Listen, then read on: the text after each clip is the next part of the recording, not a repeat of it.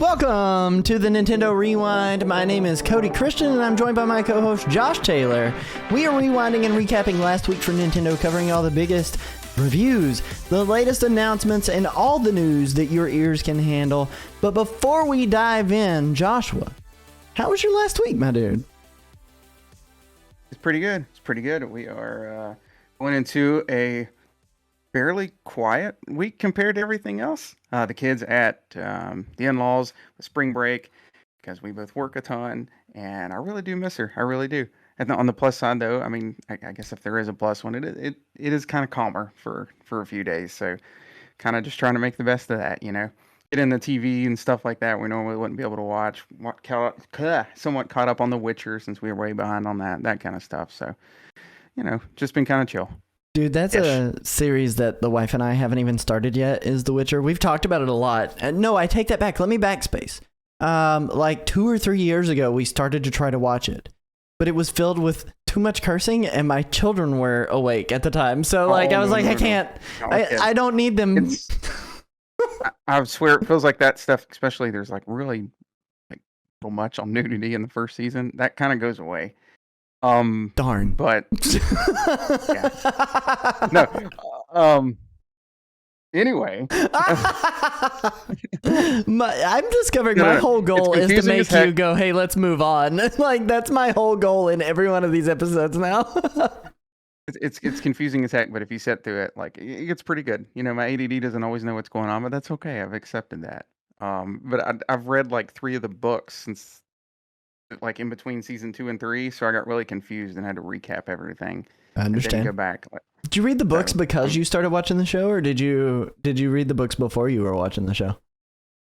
No, I audiobooked them. It was like close enough. It's fine. That's like reading. Yeah, it was in between season 2 and 3 somewhere. I was like, I'm gonna start getting into these because I've got the first book. I own it, and I was like, it's easier if I just listen while I drive. So I listened to it through my library instead. But so a little bit confusing, but it's pretty good. It's pretty good. Definitely not a kid's thing. Yeah, no, that's where I'm at. Is like we're avoiding watching stuff when the kids are like. There's like even YouTubers that we don't watch whenever the kids are awake because I don't need them learning the language of YouTube and then taking that to my parents' house and speaking it out loud because they heard it on the television, and then my parents going, "What are you doing with your children?"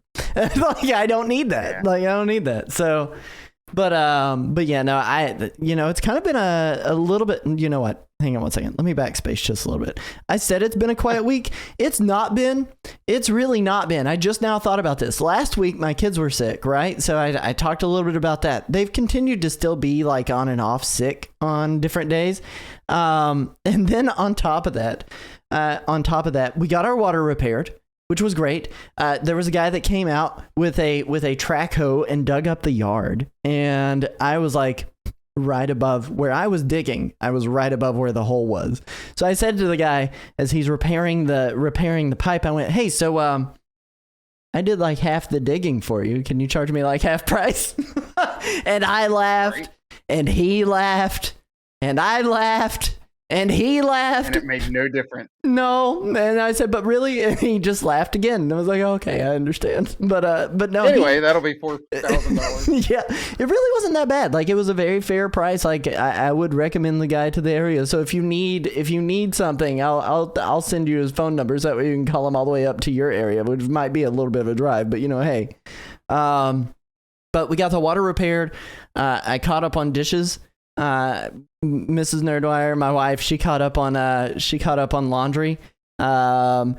We had art classes and Easter bunny sets and the lamb sessions. My wife was taking pictures with a baby lamb with children, and like just so much busyness. And then on top of that, I did like over 2 days, 12 hours of Mario back to back.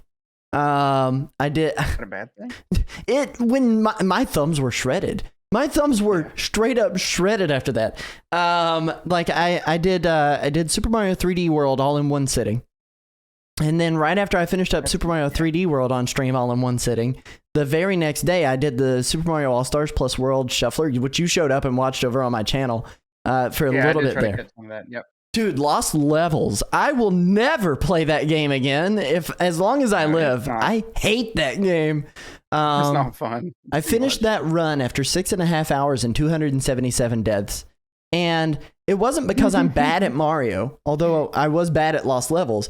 It's because the game, the way that I was playing it, like it would randomly cut me from one game, jam me into another one, and I'd forget what I was doing. And then when I would go back to the original game, because it like freeze frames. And as soon as it drops you into the game, you're immediately moving again.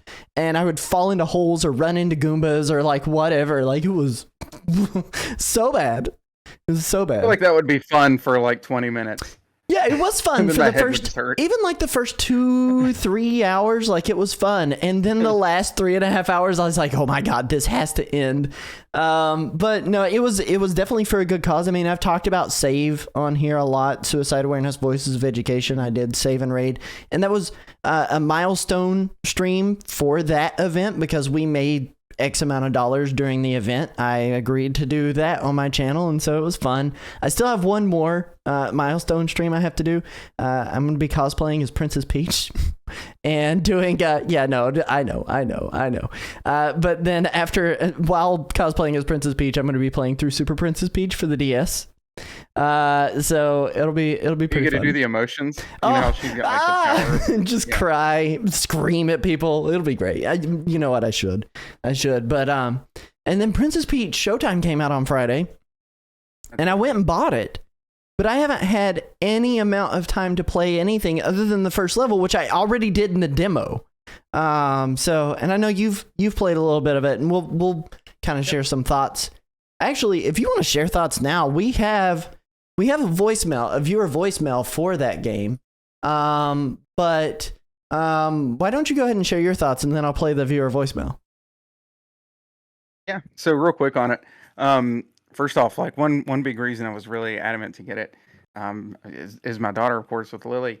I knew she'd like it. She's sat down and played it and got really into it. And she's kind of been at families for a couple days. Kind of just left me alone with it with my own file. So I was like, well, heck, I'll go ahead and get into it myself. You know, I've enjoyed it.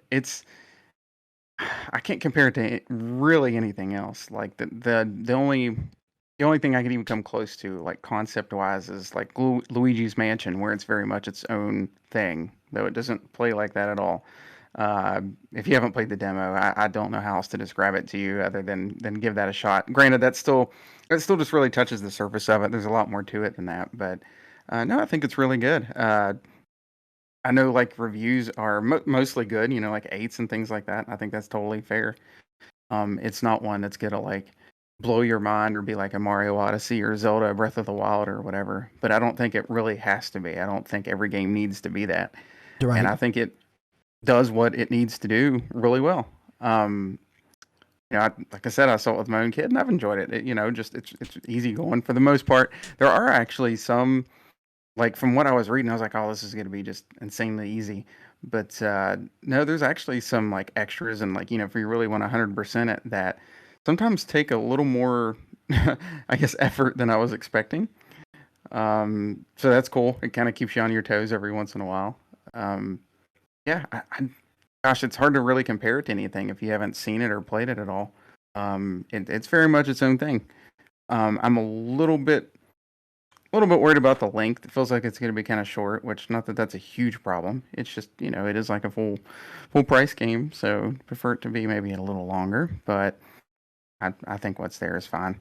Yeah, no, I've played through the first level, and again, it's identical to the demo, so there were no changes there. The opening cutscene, the opening area, going and talking to the feats that are there before you can get your ticket to go into the first show, and then the boss comes out and is like, I've taken over everything, I'm evil, and then you get to do the first level that's there, and I started off with the Sword Fighter Peach level just because I'd played it in the demo, and I was like, let's just go ahead and get this out of the way so that way I can move on to the new stuff after that. But again, my thumbs were shredded, so I only played the first level. But like, I'm with you, like the game is, at least from what I had with the demo and what I've watched of some of our other friends that have been doing some playthroughs. As a matter of fact, right now at this very moment, our friend Calamity Nolan is playing through Princess Peach Showtime on his channel. So I got to watch quite a bit of playthrough on there too. And from what I'm seeing, like, it is genreless. It's genreless in a way that, like, you cannot define it or like say, hey, this is the type of game it is. It's not a beat 'em up. It's not a puzzle game. It's not a quick time event game. It's not a cooking game. It's not a stealth game. It's all of that, like, it rolled up into one. Yes, it is, sort of. And like, from the controls, at least the way that Peach feels, she does feel a lot like Kirby did in some ways without the floating.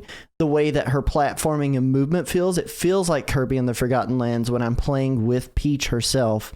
But it is a play. Yeah, you know, it is a theatrical like play. Like they're going to walk you through it, and there's story to it. You know, they all kind of have their, I mean, there's the main story, but then there's, like, you know, each play or level is a play. Yep. And the characters will talk throughout it and things like that. So, yep. It's, I don't know how else to word it. Right. Go ahead. I mean, I'm not gonna sit here and defend the game necessarily. I don't feel like I need to, but at the end of the day, I think there are two things that I've seen within reviews for this game already, even though I haven't completed it, that I already agree with. The first thing is this game is not made for me, right? Like, this is aimed at a younger audience. This is aimed at, now, I wouldn't say this is like your typical girl game fare, you know? Like, I when I worked at GameStop, I would always have these parents that would roll in. They'd be like, hey, can you tell me about the girl games you got? And I'm like, no, I cannot tell you about the girl games I got. Here, let's give them Mortal Kombat. But, like, in all honesty, that was always a very frustrating thing for me, because, like, video games are made for everybody, not just girls, not just boys. They're made for everybody. And I think they did a really good job with Princess Peach Showtime, making it a game that is for everybody, not just girls. But at the same time, it still is a game that's made for a younger audience. And what I'm feeling is that it may not be one that I revisit, at least not for a very long time. I feel like I'm probably going to finish this and then just kind of move on. But that's just where I'm at, because, again, this game is not made for me. It's also very short, and that was a complaint I had about Mario vs. DK. Yeah. Again, that was a remake. I get that one, but still. I was watching a couple of other reviewers, and pretty much unanimously they've all said, hey, 7 to 8 hours. And, like, $60 for 7 to 8 hours is frustrating. Again, if it's quality, been a bit of an issue. If it's quality, I don't care. I will pay a premium for quality hours. But again, it's a little bit easier. The game's not really made for me necessarily.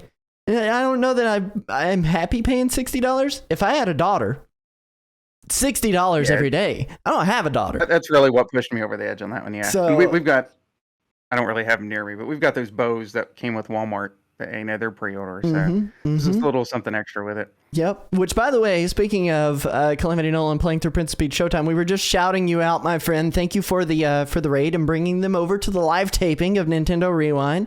Kick back, relax. We're talking about Legend of Zelda movie news, but we're talking about Princess Peach Showtime before we dive in. We got stuck on that for a while. That's kind of where I land with it. You know, is I don't know that this game is for me, but, you know, hey, check it out. If you're into it, it's a little bit on the easier side. If you're looking for a challenge, it's not going to be that game for you. I don't think. There are going to be some more challenging stages, but it's not necessarily the longest game. So, you know, spend your money where you want to spend your money is ultimately what I'm saying. But I think if you're in a situation like myself with a daughter that is a child, I think it can work out really well. Right. Or you know, any kid that might be interested in it. And if, you know, it helps, like myself, it's a Nintendo game. I want to play through it myself as well. So, right.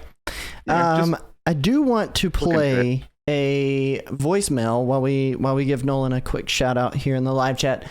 This viewer voicemail came in from Super Nintendo over on our voicemail page, and if you want to leave us a voicemail, you can click the link in the live chat or go to speakpipe.com/Nintendo Rewind and leave us a voicemail. But let's play we actually got two voicemails, but we're going to play one a little bit later on in the show. But this is the first voicemail from Super Nintendo. Kick back, enjoy. Play, please. I know you didn't ask for this, but here I am. Hello, hi, it's me, Super Nintendo again. I was calling in this time to talk about Princess Peach Showtime. I beat the game. Will I ever play it again? No. Is there any reason that I would ever want to go back to it and play? No. There's nothing in this game that made me go, whoa. Of course, the game's not for me. I understand that. There are games that aren't for me, that are for kids, that I feel like are still enjoyable to play. This one, there might have been one thing that happened that I was like, oh, neat. But I'll tell you what, if you took Princess Peach out of this, even, you know what? Leave Princess Peach in it. I don't care. You tell me this is the same team that made Paw Patrol, the same team that made, I think it's Outright Games, the same team that made the Grinch game, the same team that made all of those games. I totally believe you. This felt like one of those. It didn't feel like Kirby with Peach in it. No, it felt like uh, Curious George on the GameCube. Although I think I enjoyed that more. Okay, so Josh, you listened to the voicemail earlier, and the note that he leaves off on, which is he enjoyed Curious George on the GameCube more. Okay, there we go. Didn't hear it that time. You know, I know that you're a little bit more fond of this game, but I'm probably a little bit more in his camp. Emperor Gombez in the live chat, he hates it. I don't know if Super Nintendo hates it. Let's not put those words in his mouth, but I think he didn't like it very much. So I should have asked him for a score. After I got that voicemail, but I did not get a score. And if he shows up in the live chat, we can ask him then. But you heard it here first, folks. Super Nintendo thinks that the latest Princess Peach game is Super Nintendo bad. So, you know, that should be his rating scale. Is it Super Nintendo good or Super Nintendo bad? Super Nintendo is Super Nintendo mad, says Calamity Nolan in the live chat. Oh my gosh, this is hilarious. But we've been on this for like 20 minutes and we haven't even gotten to MyNintendo Digital and Physical Rewards news. Right. There's our review of Princess Peach, or at least our initial impressions. Hopefully I'll have more to say next week. I say it's good. Yep. There we go. Let's go to MyNintendo. We'll catch you guys right after the transition. Josh, take it away, friend. All right, so for the start here, there are a ton of new smart device and PC rewards. Actually, no, there's not. There's nothing. There is also no new sweepstakes. But there is physical rewards, which is kind of unusual. Now, there is Princess Peach Showtime. A pretty good game we just talked about. Pocket folder set. It is 600 platinum points, as you can see on the screen there. Actually something fairly usable compared to some other rewards. I feel like, you know, could do worse. I'm with you. It looks cute. Yeah, we've got some in the mail already. Oh no, you already ordered them? That's hilarious. I haven't ordered them. There's 600 platinum points. Even though I have a whole ton, I'm waiting for something really good. That's not a problem. Got those and some stickers and stuff just to, you know, make the shipment worth it, I guess. It's fair. Now for NSO icons, they are, never mind. I take that back. Most of them are returning ones. There are Splatoon 3 Final Wave icons available until March 28th, which would be this Thursday. They are those pretty cool looking table turf mode artwork things, though, you know, after like 3 or 4 weeks of them, I'm like, okay, ready to move on. But this is it. This is the end of them, so grab them if you haven't. There is new Princess Peach Showtime icons. This is wave 1 of those. I believe they change out every Thursday. And they will be going, wave 1 will be changing out March the 28th. There we go. Yep. And I believe they are going through, I didn't take it down. I think it's April the 16th or so. You're close. April 18th. April 18th. So there's going to be a new wave every week until the 18th, which is, I feel like more heads up than we got on the Splatoon ones. I was not expecting to see like 6 waves of Splatoon icons. So I'm glad to know that they're ending by the 18th. I'd love to see more different games on here. Yeah. So I'm actually sporting the little, what are those guys called? The Theeds or whatever? The Yeah, dudes the with the big Theeds. nose. Yeah, they look like let me ask you. Do They look like something. They look like wigglers, single segmented wigglers. I guess maybe that's it. I feel like I'm thinking more of like, Fraggle Rock. Oh yeah, dude. Yes, Blast from the Past. One of the Muppets or something. They look like something that's not Mario. Anyway, there is also more play and redeem rewards, which is the ones that are fairly new, where you basically have to play something. I don't know if it's always this rule, but you have to play something like 3 times within like a month or so. This one is various Mario icons that are available until April the 1st. I believe it is for Mario Odyssey, Mario Wonder, and Mario Kart 8 Deluxe. So these are all, again, returning ones, but if you missed out on them, you'll need to go in and start those games up a couple times a piece or so, and then you can pick them up still. So I think it's 3 separate days over the last 30 days, but I mean, with those going out on April 1st, your time is limited. So if you haven't booted up any of those games, now's the time. You have to wait at least 24 hours to do your next. It sounds more confusing than it is. There is no game trials or demos worth checking out. That's just kind of the way I word it. There are no new demos. There we go. Yeah. So as for the in-game events, bumper, let's get to it. Yeah. And we're there. We're there. I had accidentally already previewed this underneath the MyNintendo news for a second there. I went, oh no, wait, I gotta go back and slide. No, so the first thing up is the Splatfest results. So I've always played every Splatfest since the first one in Cat vs. Dog, like with the demo of the first one. So I've had to play this one as well, but I played like one match because that's my role. So that was about it. I did do Team Guitar, which means they didn't win. It was Team Keyboard. So congratulations to Team Keyboard. I think I'm now 0-14 in the Splatoon 3 Splatfest. So, maybe one of these Splatfest before it's all over. I think you should just keep up the meme at this point and do your best to not win. I think it's 14. However many Splatfests there's been in Splatoon 3, I've never been on the winning team. Oh, man. I thought that was pretty impressive. I thought that was pretty good. That is a good record. I didn't even get to play any of this because my thumbs were shredded again last week. I did not get to play any stinking Splatfest. Fingers did not want to work anymore. I had lost grip in my hands legitimately after playing that much Mario. So I was like, I need to take some time away from a controller. Well, the only other event is once again a Pokemon Scarlet and Violet event. This one's a mass outbreak of adorable Pokemon available until March 31st.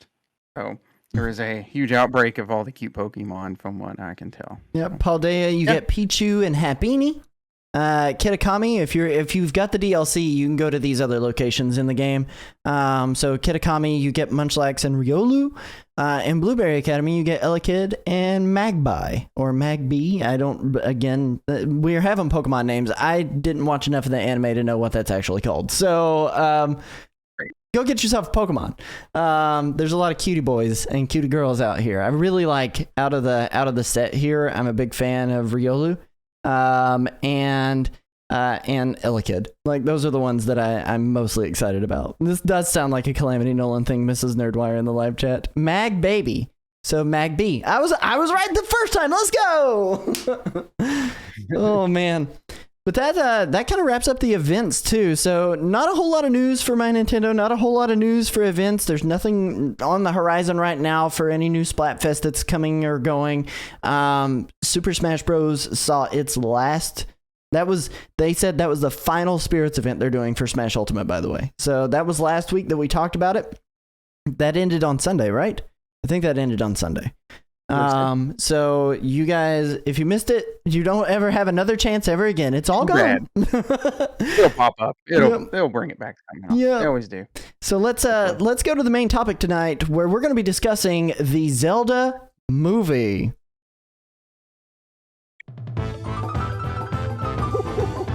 All right, Joshua. So we've all known about the Mario movie. We love the Mario movie, right? We're all here. We love the Mario movie. Mario movie was well done.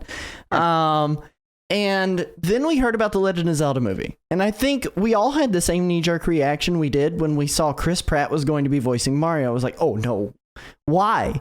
Why are they doing a movie with an unknown director named Wes Ball? Right? Because the dude's done like 3 projects and they've all been Planet of the Apes. But Wes Ball has high aspirations.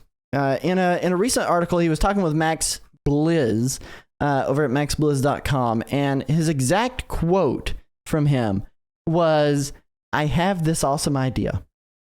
I've been thinking about it for a long freaking time and I know this doesn't sound like an actual quote, but it is. I've been thinking about it for a long freaking time about how cool a Zelda movie would be. I want to fulfill people's greatest desires. I know it's important to people that this Zelda franchise be serious, and I want it to be a serious movie. A real movie that can give people an escape.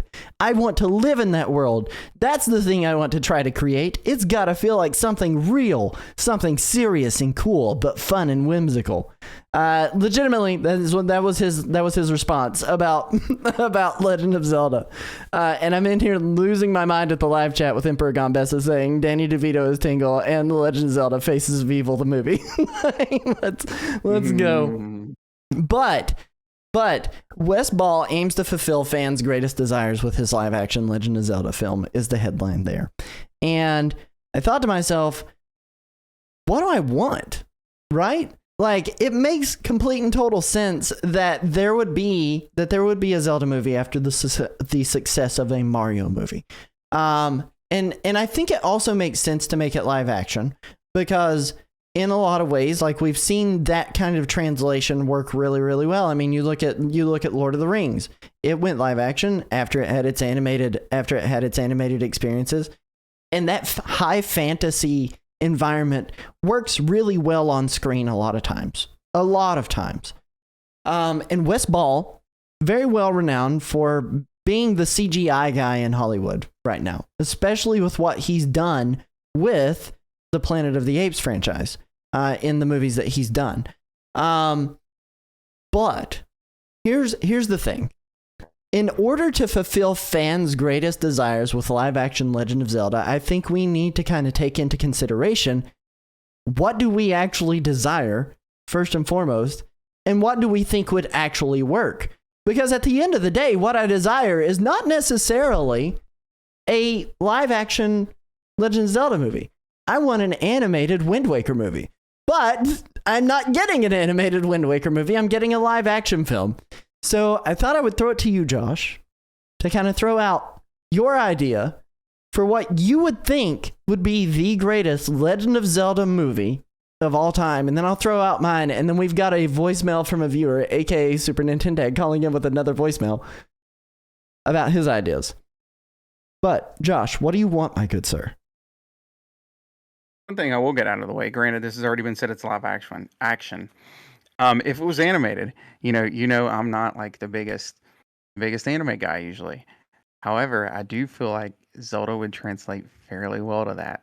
It hurts me a little bit to say that, but like a studio, I'm gonna say it wrong, and someone's gonna kill me. Studio Ghibli. No, you got it right the first time. Stop right there. You're good. That one. Yeah, I feel like they honestly do a good job with their stuff. I feel like something like that could really work. I'll admit that, but there's so much of like Ghibli's blood in Breath of the Wild and Tears of the Kingdom. The way that it really looks, like the way that it feels, the music, the notes, the way the world feels lived in some ways, even if it is lacking the NPCs to really be a Ghibli style game. But you know, I'm not going to complain too much about that. That's about the game. We're talking about the movie, but I agree with you. I don't want to. You're right. I was going to say something about that. I'm not as big on how they carry the story, honestly, those ones. Anyway, I will say with it being live action, I think it needs to be a little bit of its own thing. I think they can go off of something that's kind of a basic Legend of Zelda story, like A Link to the Past or Ocarina of Time, which is still like my personal favorite. One of those where they can sort of set the world, kind of start from the beginning. But not be too confined to the exact way the game tells it. So if they literally call the movie Ocarina of Time, I feel like some people are going to be mad if he doesn't go from here to here, and this doesn't happen the same way it does in the game with with Java's belly or whatever. Um, I feel like they kind of need to do it their own way. Make it their own little universe, their own timeline. It's not like it matters much in the games at this point anyway. Um, without making it feel like it's not Zelda anymore, if that makes sense. So yeah, I do want it to be a little more serious. I absolutely 100%. I could handle it with Mario, even though it was really annoying. They picked good songs, but why did they go over the Donkey Kong Country music? I'll never know. They got to get that 80s needle drop that's going to please the millennial and post-millennial crowd. Don't add pop songs. I don't care if it's the good 80s stuff, to be fair, or if it's the crap new stuff. Just don't add stuff like that. Go off of look at Star Wars. They don't need that garbage. No. It's got good music. Yep. Just keep it in the world, please. And I don't want that crap in it. I don't need people doing the Fortnite dance and crap like that in it. Just this is Zelda. Keep it.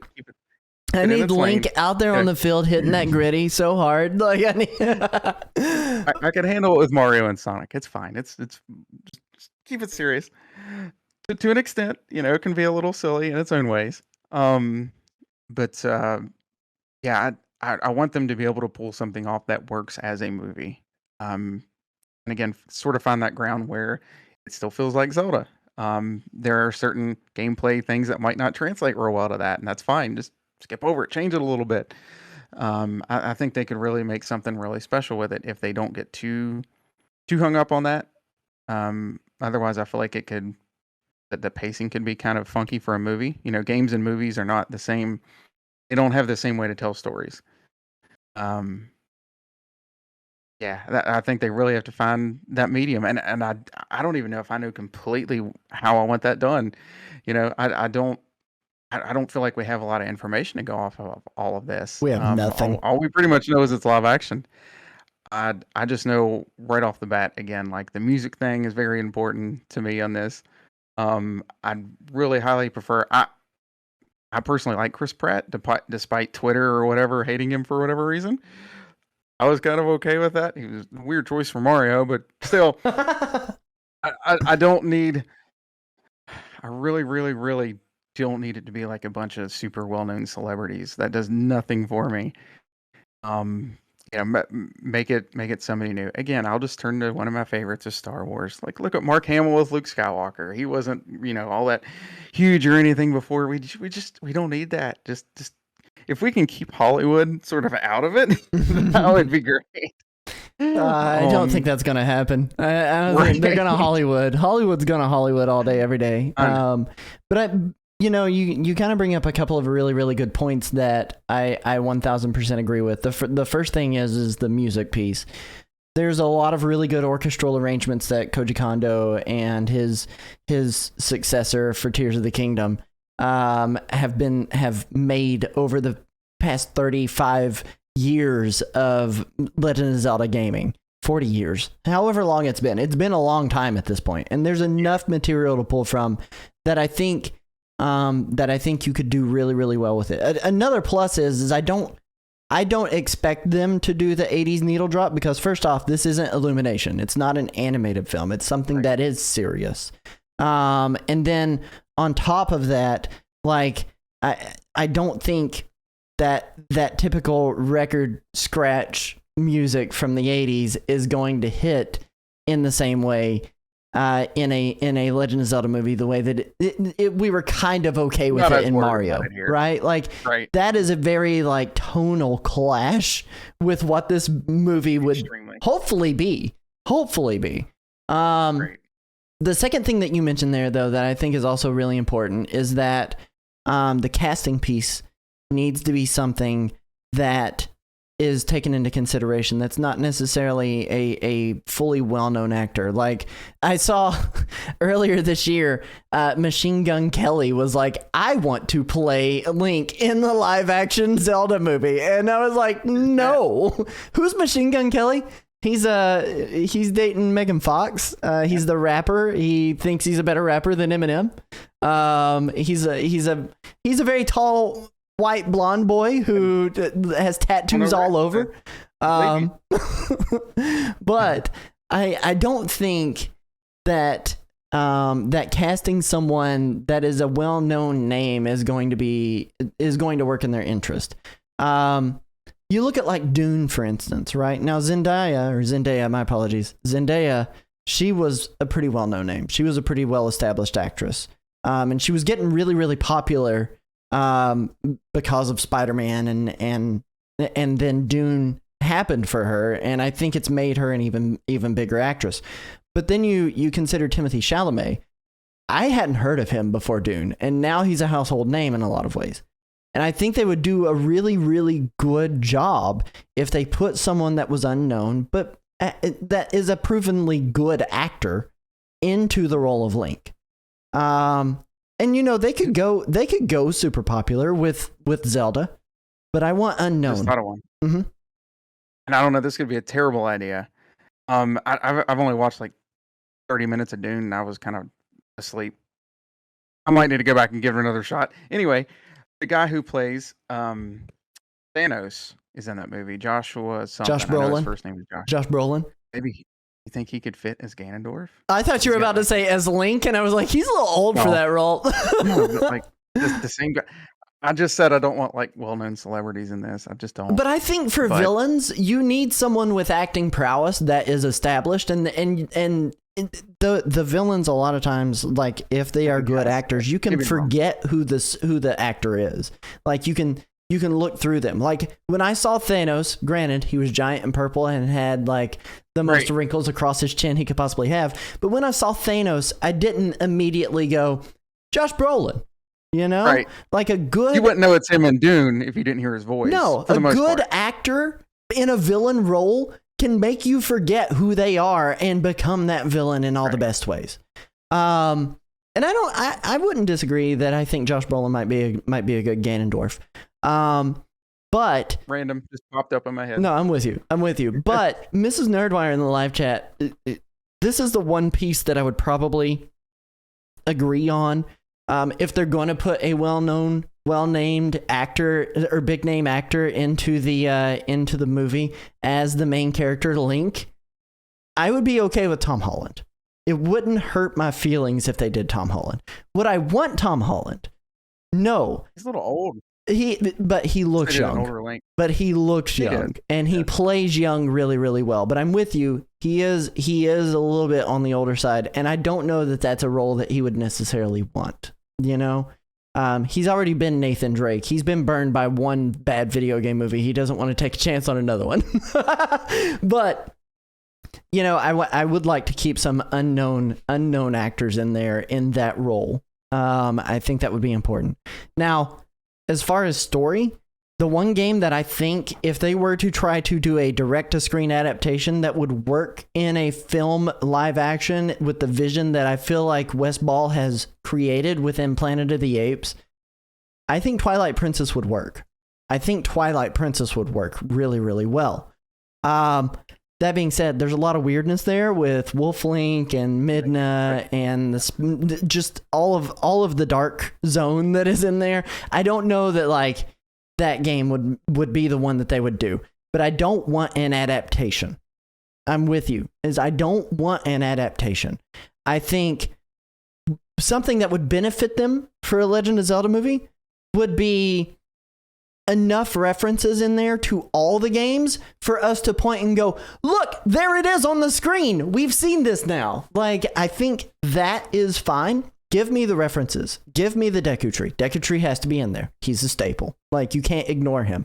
Give me Danny DeVito as Midna, as Emperor Gombessa says in the live chat. I'm just kidding. I'm kidding. It was Tingle a little bit ago, wasn't it? At the end of the day, we just want Danny. Just give us Danny. But I need this to be, I think Hollywood and Nintendo. There we go. Hollywood and Nintendo need this to be its own standalone thing, so that way it is successful. Like it it doesn't have to be an adaptation. Nettist in the live chat, why would I want to watch a worse version of the game? And you also mentioned one other thing that I think is important there too, is that movies and games tell stories differently. Games, you can spend 30 to 40 to 100 to thousands of hours in that world doing the world building. Movies, you get an hour and a half to 2 hours, some cases 3.5 hours, but I'll debate whether or not a movie that long is necessary. But you get an hour and a half, 2 hours to tell the story that you want to tell. And that's it. That's it. So in order to make something successful and stand on its own, because this is going to be one of those things where I'm sure they are going to go, we can set this up for a sequel, but we want it to be standalone just in case it fails, right? Because that's the way first movies usually are, especially when they're testing a new version of an existing IP. They want to put out something that can stand on its own legs as a concise story in the event that it doesn't do well at the box office, so they can just pull the plug and move on. But I think it's going to tell its story and be done, right? So it needs to be its own thing. It needs to star somebody that is in it, I think, personally, for the long haul, because this could be franchise spanning in a lot of ways. And I agree with you. The music has to be spot on. I will tell you what game I don't want them to adapt to screen, though. And it is Ocarina of Time. I don't want that game adapted to screen. I think the time travel piece of it would be too convoluted to tell in an hour and a half, 2.5 hour long movie. It would not be enough time. And unless he doesn't go back. I mean, it's true. You know? That's true.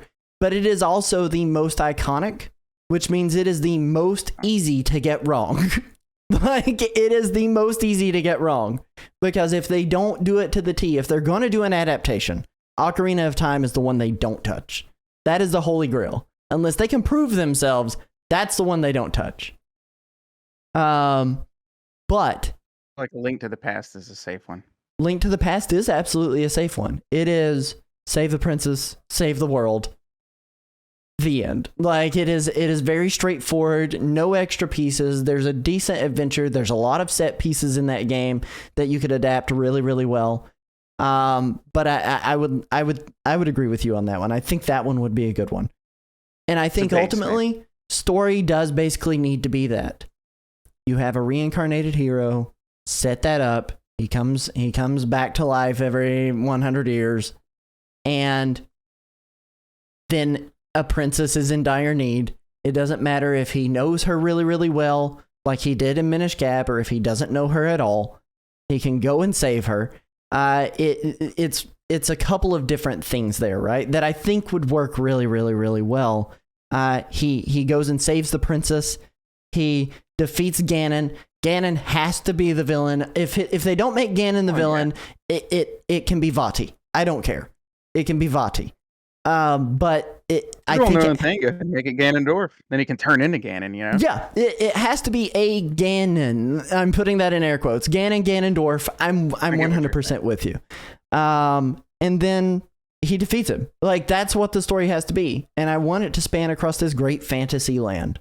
At the end of the day, those are the story beats that it has to have. And if they don't have that, I think they've failed at making a Zelda movie. But that's just where I'm at. I think some things are going to be a little tricky, and I want to see how they do it to translate. One very simple thing I think that could be really awkward if not done correctly is like Link's green hood. Like, he looks like Peter Pan. Like, how do you do that without it looking a little silly? At least, unless he's a kid. I feel like if he's younger, it might not look as off. But I just feel like there's certain things in that world that are very kind of cartoony, or, you know, really fit a game more than they would anything else. That's just one example. So I'm curious how they're gonna have to find that balance where it's got to feel like Zelda, but at the same time, you know, they're gonna have to take some liberties, I feel like, with a few things. Yeah, and that's a fine line to walk. No matter what they do, that you got to realize, Twitter or whatever is going to be angry. So Yep. you can't overthink it too much. But yeah, I think we're both leaning towards they should really kind of do their own thing. Maybe use a game as a basis, like A Link to the Past or something, sort of safe. No, I have to use a game. Like I said, save Princess, save the world. That's pretty much the story of Link. Like, that's all you need. Like, and then you're good. You're good. Make him a knight, make him a pauper, make him a nobody, make him a somebody. I don't care. At the end of the day, just make him good. Make him good. And that's all I want. We do have a voicemail, though. Do you have any extra thoughts before I play the voicemail? Not really. Okay. Again, I don't feel like we have a whole lot to go off of on this just yet. But Yep. yeah, I really hope they really put the effort into this, and it's not just like a cash grab or something. I have a pretty decent feeling about it. But we'll just see. Well, let's wait a little longer and see what we have to go with. Absolutely. Well, we're going to play this voicemail. This comes to us from Super Nintendo again. And he has given his thoughts on what he wants from a Legend of Zelda movie. So what do I want out of a Legend of Zelda movie? I'll tell you. Hello, hi, how are you? Great. So I want it to be its own thing. I want it to be visually striking. I want you to know it's Legend of Zelda the second you see it. I don't want it to be something where they got to tell us it's the Legend of Zelda. You just see an image or something from the movie and you instantly know it's Legend of Zelda. That's what I want. Don't want like one thing from this game, another thing from that game, another thing from this one. I just want, if they're going to go ahead and make it from Ocarina of Time, just stick to Ocarina of Time. Don't put something from Wind Waker in there. Don't do something like that. That's what I would like. I would also like if they got a different actor and actress to play Zelda and Link, and then have these different stories and have a different person doing it every time. Do I think we're going to get that? No. We're probably just going to get The Legend of Zelda. Ugh. I don't know. I hope it's good. I think there's about a 40% chance it's good. About 40. That's where I'm going. How about you? What do you want? Tell me about it. So he asked us to tell him about it. We played his after we kind of gave our notes on it. Nettist in the live chat, they need to make it gritty, like Lord of the Rings gritty, because if they try to make it cartoony, the real actors are just going to be cringy, and I 1000% agree with that. I want it to be Lord of the Rings levels. I agree with that. I kind of said as much at the beginning, where like the fantasy setting that Legend of Zelda is really lends itself well to screen, and we've seen it with Lord of the Rings. I also want it to be Lord of the Rings levels of gritty. It can be upbeat. I mean, you look at the Shire, for instance, and how upbeat the Shire is in Lord of the Rings. It can be upbeat. Never seen it? You've never... Oh, my God. Josh! Never mind. Listen, look. I get the vibe we're going for, though. I get it. And I think I agree, even though I've never really watched. You've got 3 Lord of the Rings movies to watch, and they're all 4 hours long. Good luck. But... Yeah, that's why. But... the vibe that is there, I mean, it is definitely, I can't think anymore. I can't believe you haven't seen it. That blows my mind. Everybody, I feel like, has seen Lord of the Rings at least once, but hey, who am I to judge? I tried once at my grandma's like many years ago, and I remember laying on the hardwood floor and falling asleep within 5 minutes. But it's fair. I was really tired. I don't think it was the movie's fault. I do remember waking up on the credits again on a hardwood floor. So have you watched Game of Thrones? Hitman in the live chat, Game of Thrones vibe would be amazing. Okay, well, you just don't like fantasy. I'm learning now. Probably like it. It's too much to go back and watch now. Oh no! Improv Gombessa got the worst experience with Lord of the Rings. They've only seen the Gollum video game. What a terrible game. Anyway, I guess I can't judge everybody. Maybe I'm just so surprised, but I do think making it gritty would absolutely make it work really, really well. It would make it work really, really well, and that's kind of why I lean toward the Twilight Princess vibe, because that game is so gritty. That game is so dark compared to the tonality all across the board. And part of it was like content whiplash, which is like they went from Wind Waker into Twilight Princess because people were so ticked off that Wind Waker was such a child's looking game. And those people that thought that did not play it because it's one of the best. It is good. But Twilight Princess, it was so gritty compared to that. And I prefer Twilight Princess myself. Ooh, so that's a take. Okay. It's a whole other story. Okay. But maybe we'll have to debate Twilight Princess or Wind Waker someday. I know I'd lose that as a whole. But I agree. I think a gritty look to it would be really, really important to making it feel real enough, to giving it enough legs to stand on its own as a film franchise. Mrs. Nerdwire in the live chat wants it to be like live action One Piece. I don't. That's too cheesy. Never seen it. Oh my god, Josh, what do you watch? Anime. Do you just close your eyes and just like anime. Imagine TV in front of you? I told you I watched anime before. Sonic X. I watched all 3 seasons. Oh no! And a couple of the F-Zeros. The only thing, okay, so I will touch on the One Piece thing.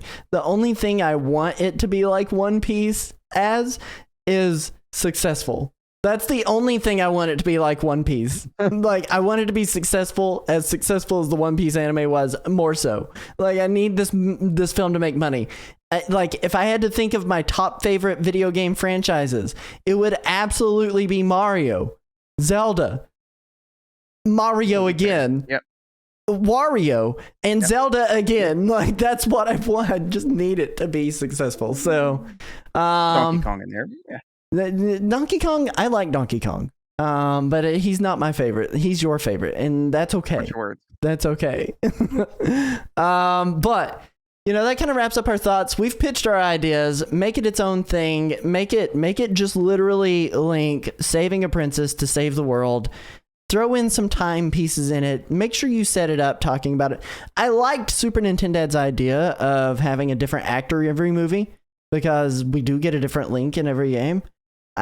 But I'm also with him. I don't think that we'll get that. I think Hollywood needs to Hollywood a little bit and give these people a long-term contract and a paycheck. So, hey. But they have to set up every time, though. In like an hour and a half, 2-hour movie. I feel like that would require them to completely set back up things. The first part of the movie, like every sequel. Just play the intro like they always do in every game anyway. Hero of time, 100 years have passed. But that's where I'm at. The SpongeBob card. Yes. 100 years later. Yes, that's all they need. That's it. But that brings us to the extra Nintendo news. So we'll see you after this little bit of a jump.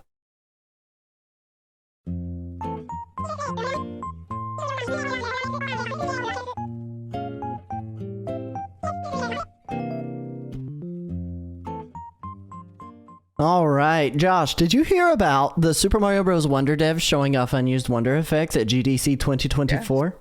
Yes. There was some cool stuff that was shown off. Chris Kohler was there from Llamasoft, and he tweeted out a bunch of stuff that he saw at GDC. There were a couple of things that were really, really cool on here. The first thing that he tweeted about, which I'm on his Twitter right now. Hang on one second. I got to scroll a little bit more because I've somehow misplaced it.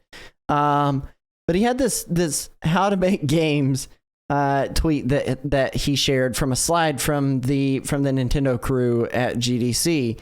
And there were a couple of things here: how to make games, a kind world, acting not for yourself but for the people around you, how can parents safely give online play to their children, how can we create a world without harassment, blah blah blah. Those are the high points, right? But he also tweeted about unused Wonder effects. So there were 2 of them that were out there. Now, I cannot find the photo of surfing Mario, but that effect looked super cute. And it was just, I think it was just a photo, right? That was all they shared, was just a photo. They didn't share a video footage of that one, right? Maybe I'm wrong. I don't think so. I think that was just a picture. Okay. So, but the second thing that he shared was the player turning into a giant block Mario and advancing while avoiding getting eaten. And there was video that accompanied this, which was really cool. Let me mute that. That probably came in so hot. But you can see 8-bit giant head Mario trying to avoid these chompies that you see in there's a cloudy like mushroom, or not mushroom, my apologies, cloudy pink cloud cotton candy area that is in the game where these enemies are introduced. And they definitely kept the enemies, and I thought that was a cool mechanic. But having Big Head Mario go away and having to avoid these chompers kind of makes me a little sad that we didn't get some of these unused wonder effects. There was more than that was shared from this as well. They also shared some of the brainstorming session that they had for the game, and there was Mario on a pogo stick, Mario hula hooping, Mario on stilts, Mario on a unicycle. I really like those ideas. A shuffler puzzle that was on there. Getting a stomp down on a giant Goomba. Here is a kind of sneak peek tease of Surfing Mario that they did on the screen, and it looks awesome. The Silhouette Mario, which did make it into the game. I like this, turning Mario into a fruit and having to avoid giant Yoshis trying to eat him. I think that's really cool, in like this Undertale level, kind of like avoiding getting hit by everything, being just the heart. Well, he's just a fruit and he's avoiding all of these attacks from Yoshis. Would have been really cool. And then Lanky Mario, which again, it made it in a silhouette video, in a silhouette level, which I thought was cool. So I don't know. There were a lot of really, really cool like prototypes.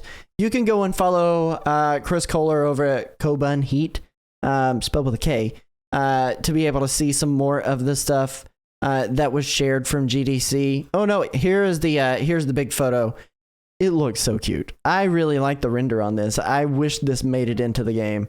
And clearly it was programmed, but they ended up cutting the content. So, but you can check out more of those things. Go follow him. Do what? They never show this stuff off. I'm really surprised Nintendo is actually alright with this being seen. I'm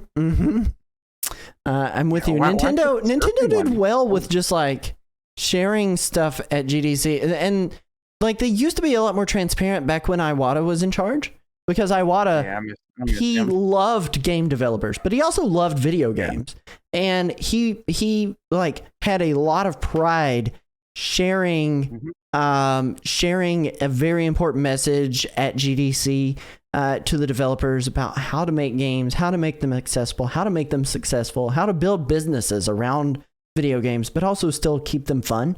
And he actually had a personality. He did. He truly did. I do miss the Iwata Reggie era. I feel like Doug Bowser, and honestly, I can't even tell you who's in charge. Tanaka or whatever his name is. Yeah. Takashi. Like this era, there's just no personality. I've met Doug Bowser. Doug is really, really nice in person. I'm sure he seems like it. They don't put him in the camera, and I think it's right. I think it's because they want to maintain their secrecy, right? Like they don't. Reggie was really good about having like heated debates and getting up to the line about what he could and could not say to people. Right. Whereas I don't think Doug Bowser has that communicative prowess that Reggie had. And for that reason, I think that's why you don't really see him doing all of those in-person interviews and all the presentations, because he lacks a little bit of that Reggie charm. I'm sorry, I'm going to say it. Hot take. There's your chance to use your hot take emotes, everybody. But that's kind of where I'm at with it. There was one more thing here. Actually two more things from the Mario stuff. And that is, no, I don't want to join the world on Facebook. No, thank you. Super Mario Run events and content updates. They are doing a Super Mario Run, Princess Peach Showtime event in Super Mario Run. So we just got the Wonder event. What, like 4 months ago? Something like that? 5 months ago? Yeah. And now we are getting a Super Mario Run Princess Peach Showtime event. Now, I don't do Super Mario Run. I bought the $10 pack back when it launched, and I played through it, and I enjoyed what I got to play of it, but I don't do any of the events or any of the Toad rallies or anything else that's in there. But Josh, you did play this event. How was it? It was a lot better than the Wonder one. The Wonder one was, if I remember right, it was pretty much just playing through like the regular rallies, and like the coins were just replaced with something completely random. It might have been purple coins or something. Basically, I didn't feel like it had much to do with Wonder at all. Like even the rewards were just like random statues that weren't even from Wonder. And with this one, you actually had like 9 different missions that you could go through, and you could actually just go through like the actual levels in the game. You know, you weren't playing online or whatever. And they were pretty good. Some of them were actually pretty difficult, but there was 3 different statues you get that were directly from the Princess Peach Showtime game, which made a whole lot of sense. I don't know if you can see it on that. The light's probably not going to let me do it. Take it to your left just a little bit. Oh, there we go. I can see it a lot better. You can almost see them. It is a little bit on the hot in side. there, but I don't think it's... Yeah, the lighting in here is not going to let me do it. It's trying. You got almost Patisserie see all Peach? 3 of them. You got Patisserie Peach? Who's the other Peaches? There is the Sword Fighter, and there is Peach, and yeah. Partner. His name I should know. Stella, thank you. The ribbon. Yeah, man. I mean, I like it for what it's worth. So is it just like coins changing again? Is that all it is, or like? No, it's like missions. Like they're different things. One was defeat 20 spikes. That was the hardest one. On like 6-1. One was collect so many coins. One was actually don't collect more than this many coins. Oh. By the don't some of them were become actually rich. Pretty fun. Yeah. Avoid entering a new tax bracket. Right. Live in West Virginia like me. Oh man. Yeah. Oh man. So anyway, yeah, I mean, it was better for what it's worth. For when you don't have your Switch, like I can't everywhere I go, and just have your cell phone. It's something to do. I feel you. It seems cool. Go check it out. It's going to be live. I'm trying to remember how long this is going to last until May 31st. No, wait, that was pricing. Available until March 30th. Nope, that's wrong too. Available until May 7th. There we go. Okay. I finally found the right thing. That, Gosh. Okay. Holy cow, really bad at finding the date on that. Okay, May 7th. You've got until May 7th. May 7th. And then we go into one more Super Mario piece of news. We talked about this last week. Let me go back down here. Super Mario Maker 1. We talked about this last week about people trying to defeat Super Mario Maker 1. There were a bajillion levels, and there was 2 levels left, and then they beat one. And then there was 1 level left. And that final level that was still left was called Trimming the Herbs. Okay? That level turned out to be an impossible level for human completion because they used a hacked system to do a tool-assisted speed run to do the upload. The user that created that level used a tool-assisted speed run to do an upload of Trimming the Herbs. So likelihood is that it is very difficult for a human to be able to complete because it is a tool-assisted speed run. It's one of those things where you get a program to cheat it in. And that made The Last Dance the final level that was cleared and the last one that they considered to be a real level. Ahoyo published a statement regarding this, which you can read over on their #TTH. And they asked people to not harass Ahoyo. This is posted in their Discord, or anyone else over it, and not cause any unnecessary drama, which is like, why would you harass anybody over a video game? Like uploading a level. Like, not worth all that. No, leave them alone. But Yamada SMM2 cleared The Last Dance, and with that, the final uncleared level in Super Mario Maker 1 on March 15th, 2024. They also had confirmed here in this tweet from Team 0%, who was the main team that was leading this. PSA, in case you noticed a clear on Trimming the Herbs. The clear is 100% confirmed by the mod team to be hacked. They've been given written evidence from them admitting to cheating the first clear from a modded Wii U. People will keep trying to give it a legitimate clear. So I know the Beast is trying to give it a legitimate clear. Lil Curbs is another person, and Calamity Nolan actually shared a couple of the streamers in the Discord who are still trying to give it a real go. Sanix is the other one that is trying to give it another final clear. So you can go check out those streamers here on Twitch, find out if anybody ends up beating it legitimately.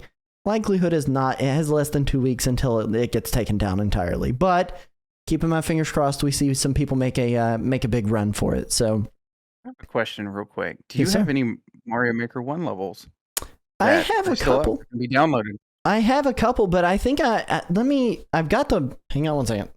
I've got the Wii U actually plugged in right now because I've been doing Mario Month, and I played a couple of games on the Wii U.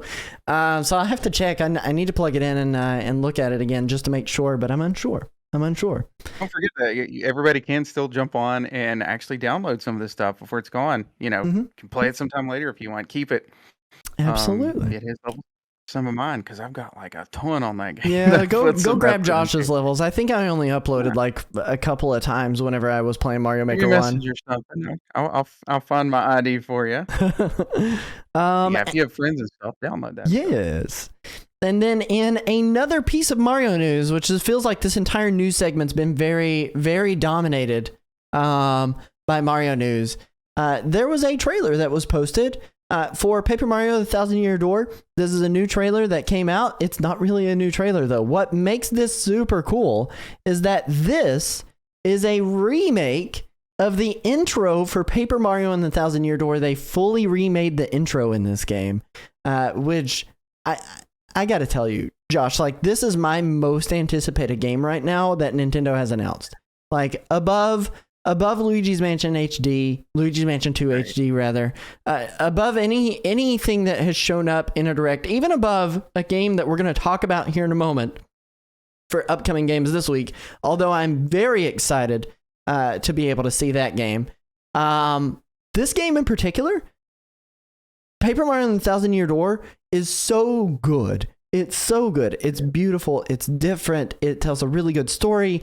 They actually got out of their box with some of the characters that they had in here. Instead of everything being just like the same Goomba or the same Toad that you've seen a bajillion times.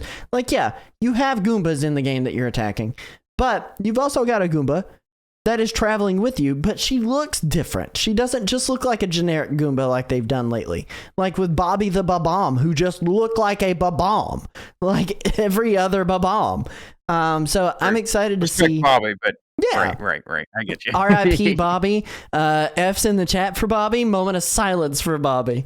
But you know, he was well-written character, but he just looked like a Babomb. Right. Like, and this is I like the Yoshi in this one, the little baby Yoshi. Yes. This is the last Paper Mario game where they got out of the box and gave us creativity beyond the strictness that Miyamoto wanted to put into the game. So, I don't know. I'm excited for it. It's available May 23rd. Did they say, what was that at the end? Pre-orders are available now, so you can pre-order. I thought that said demo available now. All of a sudden I was like, wait, what? What are we doing here? I don't. Yeah, well, let's end the show. I don't know that we need demos for that game, but it'll be out soon. So go check your retailers. Go pre-order directly through the eShop, whatever you want to do. But I'm excited for it. I wish you could visit the Waffle Kingdom finally. I don't think that day will ever come. Nope, they're never gonna do it. And then Another great part of that game. That's what I want is like whenever they're talking about new gameplay features, I don't know what that is. I would love to see Luigi's Quest. Like, just give me Luigi's Quest. Like, what is Luigi doing all this time? It's almost best told in that goofy way he tells it, though. Like, That's true. It's true. But then that brings us into our new games coming out this week.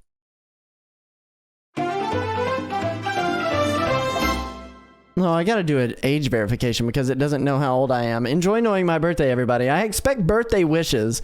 But there are two versions of the first game we're going to talk about, which is South Park Snow Day. There's the digital standard edition that's $29.99, and the digital deluxe edition that is $49.99. The digital deluxe edition that this comes with, what it gives you is a season pass that's going to add some new gameplay modes, a new range weapon, new cosmetics. All new melee weapon, new cosmetics, new weapon variation for daggers, Craig cosmetic pack, Aspen cosmetic pack. It's getting horrible reviews, which is not a step in the right direction for South Park video games. Normally, like, they typically get reviewed pretty well. Stick of Truth, for instance, is one of those that like kind of sticks out for me for games that are in this franchise that are very well done and respectful to the genres they're in. This feels very half baked from what I'm hearing. I don't like South Park anyways. Yeah, I'm with you. You go check it out if you want. If you like South Park, go check it out. But that is one game that is coming out this week. There's a game that you should probably save your $29.99 or $49.99 for, and maybe spend half that amount. And that is Pepper Grinder. That is out on the 28th. And there's a demo available for it now. Game looks freaking amazing. I'm very excited for this game. I'm going to be picking it up. It is a absolutely beautiful pixel art style game where you're swimming through the ground, you're exploring little secret hidden passageways. All of your momentum, because it is a momentum based platformer in a lot of ways, all of your momentum determines like how quickly you move around, where you go, and it's got just some very cool aesthetics. Like, I am excited about this one. This one's got me super hype, and it's $14.99, guys. Like, no reason to not pick this game up whenever it launches on the eShop. So, Josh, are you going to be picking this one up? Is this one that's on your radar? Because it's absolutely on mine. Honestly, have not had plans to. And, with all the other stuff I've been buying, I don't know if I will immediately. I definitely want to try that demo, though. Because, since we've talked about it, it does actually look legitimately good. And I don't see any reason whatsoever to not try the demo, at least. No. I don't know, even if I can compare it to anything else again. Like, it's almost like a drill dozer, but then it's not. Right.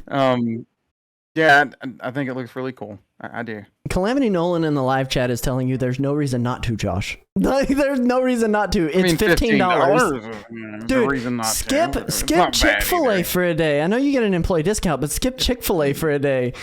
Skip out on buying that coffee. You'll be okay. Like, buy this. Huge advocate for this game. One. This game's going to be awesome. But those are the two main games that are releasing this week. And then there's another one that just got announced right before we went live tonight. Whoops. If I can actually get to the tab. And that is, oh, it's so loud. F-Zero Maximum Velocity for the GBA is coming to Nintendo Switch Online expansion pack holders. Josh actually informed me of this right before we were going live. I didn't know. I was like, we got some new icons, and he was like, oh, I thought you were going to say F-Zero. I was like, what are you talking about? And he was like, F-Zero Maximum Velocity is coming out. I was like, oh, what? So Wynn looked it up. Josh, what are your feelings on Maximum Velocity? I've only played a teeny tiny bit of Maximum Velocity way back in the day. I don't remember this one. Yeah, so I really like F-Zero. More F-Zero is always a good thing. GX is my personal favorite. This one's probably sort of on the bottom of that list, to be honest. But it was still, from what I remember, it was still pretty good. It's been a good while since I've really touched this one. But it's still, it's F-Zero. It plays a lot more like the classic version of it, like the SNES or the F-Zero 99 than it does the 3D ones. But yep. Yeah, I'm excited to give it another go on here. And with the rewind feature that I totally won't abuse. Dude, that game is made for rewind features. They should just become Forza Horizon Zero Maximum Velocity at that point. Like, it is, they need a rewind feature in those games. If they ever do another F-Zero, yeah.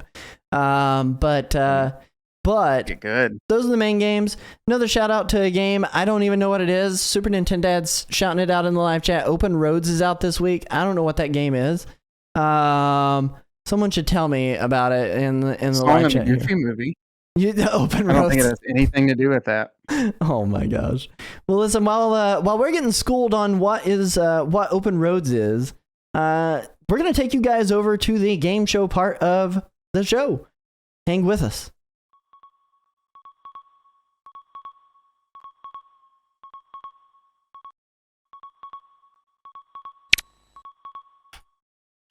Welcome to the part of the show we call Histowii. In this segment, my co-host Josh must try to guess a game that was released this past week, but not this past week, years ago, based on a trivia, a screenshot, and a sound.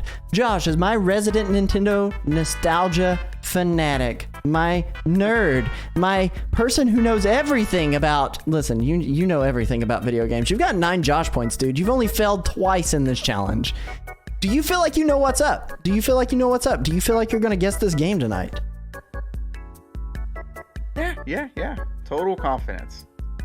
you say that as if you don't have total confidence. Try again.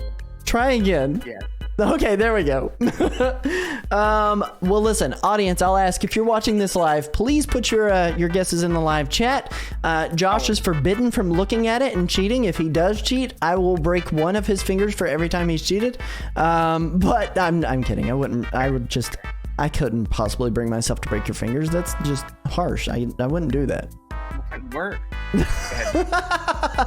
You couldn't work your 2 jobs. And if you're watching on the YouTube channel, please put your answer down in the comments. Let us know what you think the game is. And if you get it right, we'll heart your comment. And then we'll comment back and tell you were right. And then you get pride. So, hey, it's a win-win. So, Josh, without any further ado, we're going to get the first clue on the board for you, okay? And then when we get to the second clue, can you describe for the chat what you're seeing whenever you get that, so that way the audio listeners know what we're talking about? Sure. Okay. So, first clue on the board. March 26, 2021. This was the first and only major project at Square Enix for this infamous creator. Oh, I think I already know what it is. Son of a gun. Okay. Well, I was worried about that. I didn't know if you would actually know, but Because we're going to move on. Creator. Go ahead. Maybe. All right. Now, coming at your eyeballs, let me send you your clue. And it's going to come to you in the live chat, and then I'm going to share it to the people here. Can you describe for the people what you're seeing in the screenshot? It doesn't look entirely like what I thought it was, but I think it can still be that world. It's the devil. No, it's this big it's this big skull dragging looking thing with these big thick like dreadlock horn things going down the side of it. Yeah, that's about as good as that description's gonna get. And then there's like little purple diamond things that are coming out of the side, from what I can tell. It's really zoomed in, so that's about all we're getting. It has no eyeballs either. It's just sockets. It's just sockets. Pretty sure it's the devil. Oh man. All right, so we're gonna get you your sound clue. Let me find it in my folder here. Where did it go? There it is. Sound clue is coming at you now, and then I'm going to play that sound clue for the people at home. Let me pause our theme song here. Whoops. Hope this does not echo. It should not. It should not echo. Okay. So that was the sound clue. That was the sound answer clue. I want to go with, and I hope I'm just not so stuck on this that I'm going to end up missing the real answer, but I think I know the answer. Okay. Why don't you hit me with your guess, Josh? So the maker behind it would be Yuji Naka, one of the makers of Sonic. And the game is Balan Wonderworld. All right. So you're locking in your guess, Balan Wonderworld. Is that your final answer, my good sir? Yes. Okay. We're going to go to the reveal, or rather the Weevil, right after this jump.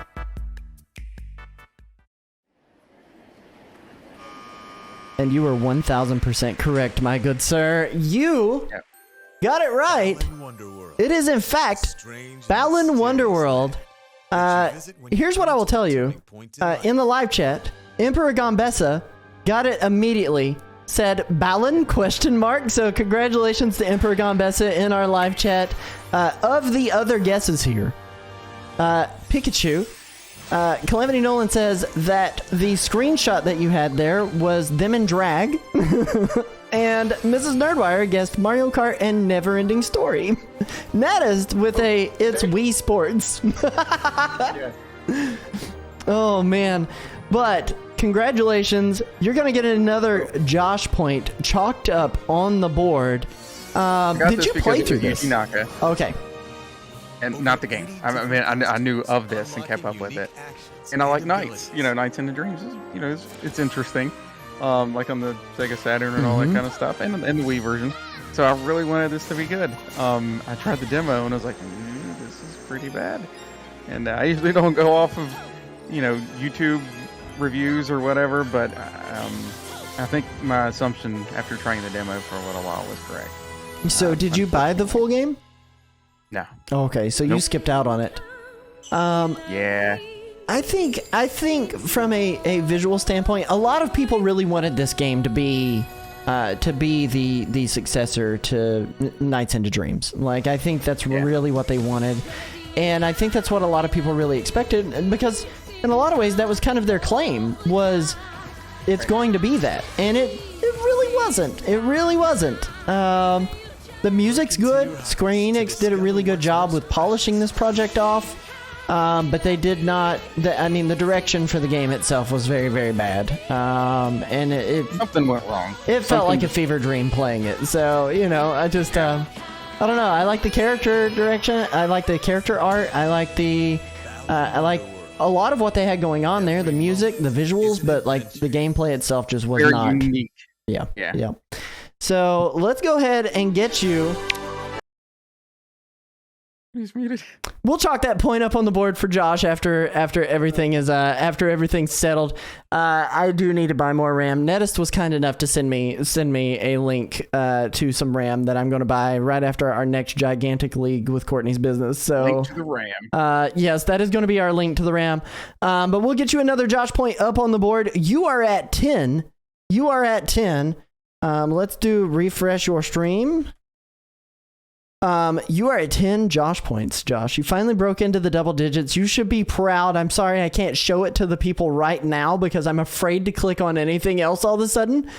Even though I'm only using 10 gigs of my 32 available gigs of RAM. So I don't understand what happened, why we ended up crashing, but hey, it is what it is. But Josh, congratulations. Do you want to send us to the wrap up tonight? Sure.